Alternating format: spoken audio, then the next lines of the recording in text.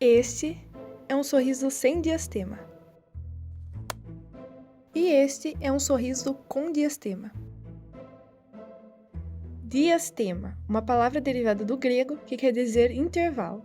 Na odontologia, esta é a forma como são chamados os espacinhos resultantes da ausência de contato entre dois dentes consecutivos. Não se tem uma medida muito específica para determinar um diastema. Alguns autores o consideram a partir de 2 milímetros. Nos estudos mais recentes, porém, a medida de referência utilizada é quando esse intervalo é superior a meio milímetro.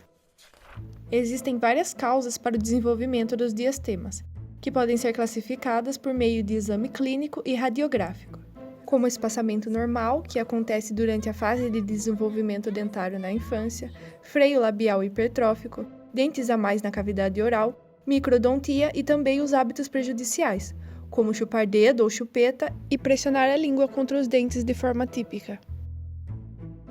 Mas tem um tipo de causa para os diastemas que é capaz de contar bem mais do que os hábitos de uma pessoa. Esse é o diastema por fator hereditário. Tudo que é fator hereditário significa, olha, existe uma grande possibilidade dele se repetir. São fatores que você já vem do seu gene, e é um gene, às vezes, até dominante. Por isso que ele se repete, porque é um gene que, de uma certa forma, frequentemente é dominante. Às vezes vem de algum antecedente seu lá de trás, um tio, um avô, alguém que tinha, e vai se repetir. Sempre vai existir, sim, essa possibilidade. Your mom was saying you're the third generation with a gap? I guess so. I think her mother had it, and she had it. She had braces when she was younger. My father has a gap about as wide as mine is. My mom has a gap, it's a little smaller. Everybody in my family has it. The women in my family. Tenho 2 filhos e os 2 têm. É nítido, é bem grande como o meu e pretendo não mudar.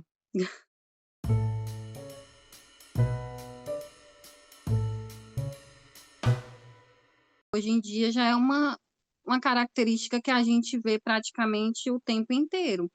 Então eu converso muito com eles em questão de bullying na escola, porque a minha filha mais velha, ela tem 9 anos, e o dela é muito grande, em vista dos outros dentinhos que ainda não trocou.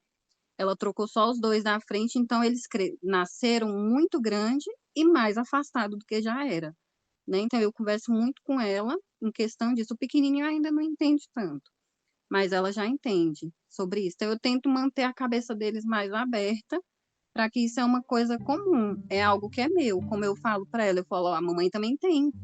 Nós 2 somos gêmeas", como eu costumo falar. No caso dos diastemas que ocorrem em crianças, o professor da USP explica melhor o que acontece. O diastema, ele está presente quase em 77% das crianças, fisiologicamente falando. É uma característica muito comum em acontecer. E por que nós chamamos fisiológico? Porque, na realidade, os dentes decidos, os dentes de leite, que a população chama de dentes de leite, né, os decidos, eles guardam espaço para os dentes permanentes. E aí começa a troca desses dentes permanentes. Eles começam a erupcionar com espaçamento entre eles, que nós chamamos de diastemas, né? Quando vem os primeiros dentes, que são os incisivos, eles erupcionam quase na maioria, grande parte deles, às vezes com espaçamentos. E esses espaçamentos nós consideramos como espaçamentos fisiológicos, por isso que uma faixa etária lá de 8 a 12 anos, é muito comum ter esse espaço entre os incisivos, principalmente. Por volta dos 12, quando os caninos começam a erupcionar, os caninos permanentes, esse espaçamento, automaticamente, ele se fecha, sem nenhum procedimento. E é muito frequente os pais verem esse espaçamento entre os incisivos, levarem ao dentista e falar: olha, doutor, meu filho está cheio de espaços nos dentes da frente. Dependendo do tipo de espaçamento, fisiologicamente, ou seja, com a própria erupção dos dentes, ele tende a se fechar. Tá? Isso seria uma sequência natural e mais frequente. Quando os diastemas não se fecham naturalmente, ocorre o que é chamado de desvio, e algumas das principais razões para isso já foram citadas aqui, lembra? Freio labial de um tamanho maior, dentes a mais e a hereditariedade. É aí que a característica pode permanecer até a fase adulta. Embora a incidência seja menor, ainda é bem provável que você possa conhecer alguém com essa característica no sorriso nessa faixa etária. Um estudo reportou que a incidência de diastemas em adultos varia entre 1 e 25%, sendo uma das alterações de desenvolvimento oral de maior recorrência nessa parcela. Apesar de ser notado em grupos das mais variadas cores e etnias, é no sorriso das pessoas negras que o diastema aparece de forma mais frequente, principalmente aquele que acontece entre os dentes incisivos centrais superiores. Uma pesquisa realizada na Inglaterra para analisar a presença de diastemas pela raça indicou uma predominância da característica em pessoas pretas, seguidas de brancas e amarelas. A respeito das implicações dos diastemas, o professor do Departamento de Ortodontia da USP explica que quando não se conta com outro quadro, uma mordida aberta, por exemplo, e só se tem o diastema, existe a possibilidade, por conta da interposição de alimentos, de se ocorrer um problema a nível gengival, mas ele destaca que o que predomina mesmo na população é a preocupação relacionada à implicação estética. Ele comenta um pouco sobre essa questão na área da odontologia. A palavra estética é subjetiva. O conceito de estético é subjetivo.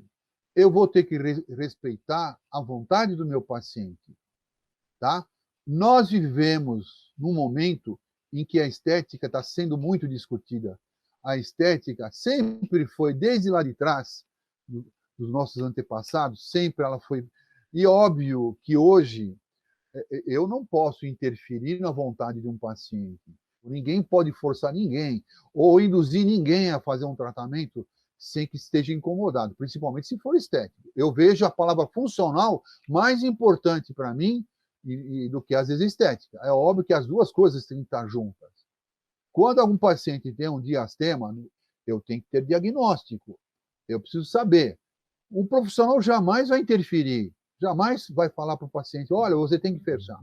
Desde que funcionalmente não tem nenhum problema e ela se sinta bem com aquela característica, tem que ser respeitada. Hoje, eu já me aceitei muito.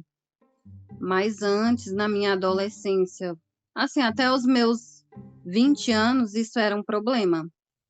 Eu não tinha vergonha de sorrir, conversava com as pessoas meio que virando o rosto, até que uma amiga virou para mim e falou que eu tinha um sorriso muito bonito. E eu, na hora que ela falou, eu até brinquei, né? Eu falei, ah, besteira.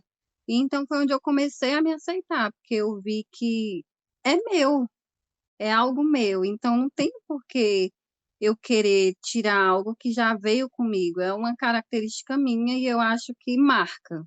É uma coisa que hoje em dia eu gosto e adoro sorrir.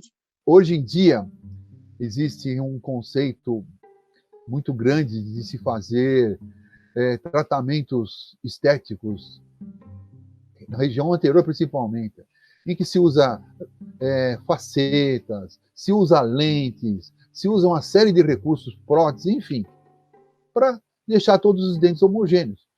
Porque a sociedade atual é vendido na mídia, isso é importante, que os dentes têm um sorriso branquinho, todos os dentes iguais, tudo por igual, mas isso aí é pessoal. Agora, quando existe, vamos supor, um paciente que está sendo incomodado, ele não está se sentindo bem, esteticamente falando, ou por diastema, porque os dentes são tortos, se for tortos, tem tratamento. Vai colocar aparelhos para melhorar essa estética desse paciente. E torna a dizer, desde que funcionalmente ele tem essa necessidade, esteticamente ele tem essa necessidade. E quando se fala em estética, é necessário considerar ainda o fator cultural, porque às vezes pode-se ter como pensamento que, meu sorriso é diferente. Mas é importante ressaltar que uma característica só é considerada diferente em relação a outra que é normalizada ou até tida como regra. E é exatamente aí que o fator cultural ganha relevância, porque ele influencia diretamente na forma como os diastemas são vistos. Em países africanos, por exemplo, o diastema da linha média é bem aceito. Foi pensando em se aprofundar mais nessa questão que um estudo buscou analisar a percepção interétnica desse tipo de diastema entre nigerianos. Foram selecionados participantes de 6 zonas geográficas da Nigéria com idades de 19 a 45 anos. Por meio de um questionário, foram colhidas diversas informações, dentre elas a graduação de atratividade do sorriso. A conclusão desse estudo foi que todos os grupos étnicos perceberam o diastema da linha média como um fator atrativo.